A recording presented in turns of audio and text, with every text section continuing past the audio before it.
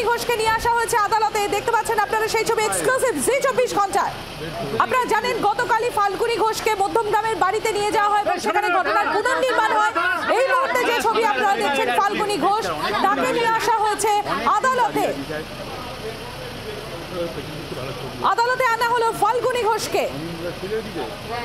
বিক্রম দাস আমাদের প্রতিনিধি রয়েছেন আমাদের সঙ্গে। বিক্রম, আমরা দেখছি ফাল্গুনীকে আদালতে নিয়ে আসা হলো। একেবারে দেখো, কলকাতা পুলিশের তরফ থেকে গতকালই গ্রেফতার করা হয়েছিল ফাল্গুনী ঘোষ এবং তার মা আরতি ঘোষকে, এবং গতকাল থেকে দীর্ঘ জিজ্ঞাসাবাদের পর আজকে কিন্তু তাদের দুজনকে আদালতে পেশ করা হচ্ছে পুলিশের তরফ থেকে। ব্যাংকশাল আদালতে পুলিশ আজকে তাদের পেশ করবে। একদিকে যখন তাদের বিরুদ্ধে কি কি অভিযোগ রয়েছে, কি কি তথ্য প্রমাণ পেয়েছেন তদন্তকারী আধিকারিকরা, সেগুলি কেস ডায়েরি মারফত আদালতে তারা তুলে ধরবে। অপরদিকে এই দুজন অভিযুক্তকে নিজেদের হেফাজতে নেওয়ার জন্য আবেদন জানাবে পুলিশ আধিকারিকরা, কারণ এখনো পর্যন্ত অফেন্সিভ ওয়েপেন খোঁজ চলছে, সেই অফেন্সিভ ওয়েপেন পাওয়া যায়নি।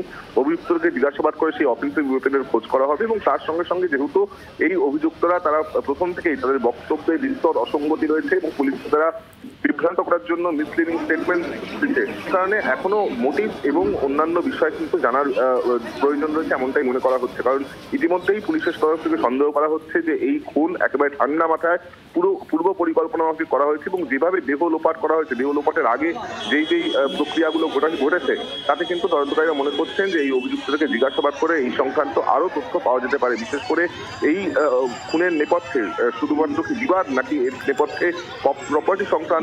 তুমি আমাদের সঙ্গে থাকো, আপনাদের আরো একবার জানাবো যে ছবি আপনারা এই মুহূর্তে দেখছেন এক্সক্লুসিভ জি 24 ঘন্টায়। ফাল্গুনী ঘোষ এবং তার মা, এই দুই অভিযুক্তকে নিয়ে আসা হলো ব্যাংকশাল আদালতে। তাদেরকে পুলিশ নিজের কাস্টাডিতে নেওয়ার জন্য আবেদন করবে আজকে বলে জানা যাচ্ছে। এবং আপনারা জানেন এই ফাল্গুনী ঘোষকে নিয়ে গতকাল রাতে মধ্যমগ্রামে যায় তদন্তকারীরা, তাদের সঙ্গে ফরেনসিক টিমও ছিল এবং সেখানে গিয়ে ঘটনার পুনর্নির্মাণ করা হয়। বিক্রম রয়েছে আমাদের সঙ্গে। বিক্রম, যেটা তুমি তখন বলছিলে যে পুলিশ আর নিজের কাস্টাডিতে নেওয়ার চেষ্টা করবে এবং এখনো পর্যন্ত যে যে জায়গায় বিভ্রান্তি রয়েছে, বিশেষত যে যে প্রশ্নের উত্তর পাওয়া যায়নি, সেই প্রশ্নগুলোর উত্তর খোঁজার চেষ্টা করবেন তদন্তকারীরা। দেখতে পাচ্ছেন আপনারা সেই ছবি, ফাল্গুনী ঘোষ এবং তার মাকে নিয়ে আসা হচ্ছে ব্যাংকশাল আদালতে, নিয়ে আসা হলো। বিক্রম দাস আমাদের প্রতিনিধি রয়েছেন আমাদের সঙ্গে। বিক্রম, তুমি যেটা বলছিলে যে এখনো পর্যন্ত যে যে জায়গায় অসঙ্গতি রয়ে গিয়েছে, পুলিশ এই দুই অভিযুক্তকে নিজের কাস্টাডিতে নিয়ে সেই উত্তরগুলোই খোঁজার চেষ্টা করবে। একেবারেই তাই, তার কারণ যেটা পুলিশ প্রাথমিকভাবে মনে করছে যে প্রপার্টি সংক্রান্ত বিষয় নিয়ে বা অর্থের লোভে এই খুনের ঘটনা ঘটতে পারে। তার কারণ এখনো পর্যন্ত যেটা পুলিশ জানতে পারছে যে এই বৃদ্ধা বা সুমিতা ঘোষের, তার কিন্তু আসামে প্রচুর প্রপার্টি ছিল, জোরহাট এলাকায় প্রচুর প্রপার্টি ছিল, এবং তার সঙ্গে সঙ্গে তার ব্যাংকের লকারে সেখানে সোনার গয়না থেকে শুরু করে ক্যাশ টাকাও ছিল, এবং সেই সমস্ত টাকা হাতানোর জন্য বা সম্পত্তি হাতানোর জন্যই এই খুনের ঘটনা কিনা, সেই বিষয়টাই কিন্তু পুলিশের তরফ থেকে তদন্তে জোর দেওয়া হচ্ছে। ইতিমধ্যেই জানা গিয়েছে যে এই সুমিতা ঘোষকে খুন করার পরে, অর্থাৎ তার পরের দিন তার অ্যাকাউন্ট থেকে টাকা উইথড্র হয়েছিল, প্রায় 25,000 টাকার মতন উইথড্র হয়েছিল, এবং সেই টাকা দিয়ে কার্যত বউবাজারে সোনার দোকানে সোনার গয়না অর্ডার দিয়েছিলেন, এমনটাই কিন্তু জানা যাচ্ছে।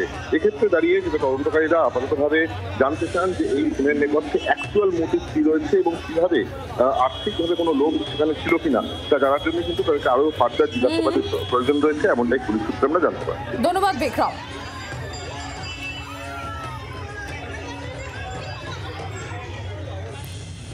আর এই আহিরিটোলা কাণ্ডে নয়া হাড়হিম তথ্য, সুমিতা ঘোষকে রবিবার বিকেল 4টে নাগাদ খুন করা হয়। দেহ বাড়িতে রেখে কলকাতার বিভিন্ন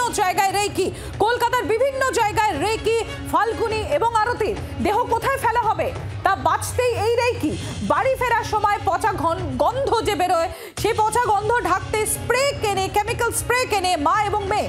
পায়ের গোড়ালির জন্য ব্যাগে দেহ ঢোকাতে সমস্যা হয়, আর এরপরই বটি দিয়ে পায়ের গোড়ালি কাটার চেষ্টা হয়। শক্ত হাড় কেটে বাদ না যাওয়ায় বটির বাট দিয়েও আঘাত করা হয়। বটির কাঠের বাট দিয়ে আঘাত করে তা আলাদা করা হয়। পুলিশি জেরায় অনুশোচনা নেই ফাল্গুনীর, এমন খবর সূত্র মারফত।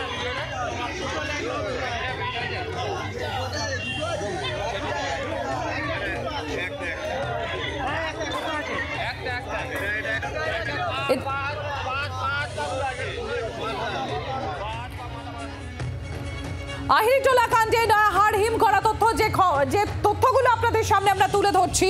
সুমিতা ঘোষকে রবিবার বিকেল 4টে নাগাদ খুন করা হয়। আর কি জানা যাচ্ছে, দেহ বাড়িতে রেখেই কলকাতার বিভিন্ন জায়গায় রেকি হয়। দেহ বাড়িতে রেখে কলকাতার বিভিন্ন জায়গায় রেকি হয়। কলকাতার বিভিন্ন জায়গায় রেকি করেন ফাল্গুনী এবং আরতি। কলকাতার বিভিন্ন জায়গায় তারা রেকি করেন। দেহ কোথায় ফেলা হবে তা বাঁচতেই মূলত এই রেকি চলে। বাড়ি ফেরার সময় পচা গন্ধ ঢাকতে কেমিক্যাল স্প্রে কেনে মা এবং মেয়ে।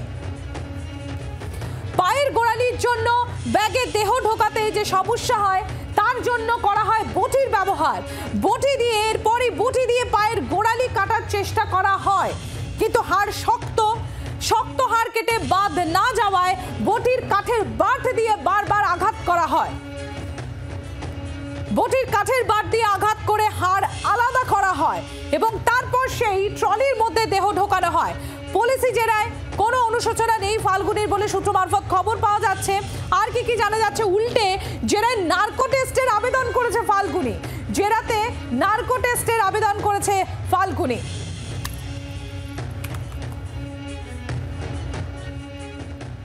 তবে এখানেই শেষ নয়, আহিরিটোলা কাণ্ডে আরো তথ্য পাওয়া যাচ্ছে। 11ই ফেব্রুয়ারি ফাল্গুনীদের বাড়িতে ছিলেন সুমিতা ঘোষ। পিসি শাশুড়ি সুমিতাকে একাই খুন করে ফাল্গুনী, আর বাড়িতে রাতে লোক আসা নিয়ে আপত্তি তোলেন এই সুমিতা ঘোষ, আর তা নিয়ে ঝগড়ার সূত্রপাত। সঙ্গে আর্থিক বিবাদের জের পরে মা মেয়ে দুজনের দেহ লোপাটের ছক কষে। আর প্রশ্ন উঠছে, তাহলে কি একা ফাল্গুনী খুন করার পর মাকে ডেকে দেহ লোপাটের ছক কষে?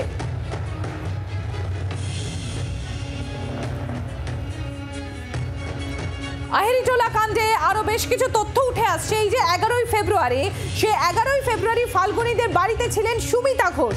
পিসি শাশুড়ি সুমিতাকে একাই খুন করে ফাল্গুনী। বাড়িতে রাতে লোক আসা নিয়ে আপত্তি তোলেন এই সুমিতা, আর তা নিয়েই ঝগড়ার সূত্রপাত। সঙ্গে আর্থিক বিবাদের জের পরে মা মেয়ে দুজনে দেহ লোপাটের ছকও কষে। আর এখানে এই প্রশ্নটা উঠে আসছে, তাহলে কি একা ফাল্গুনী খুন করার পর মাকে ডেকে দেহ লোপাটের ছক কষে?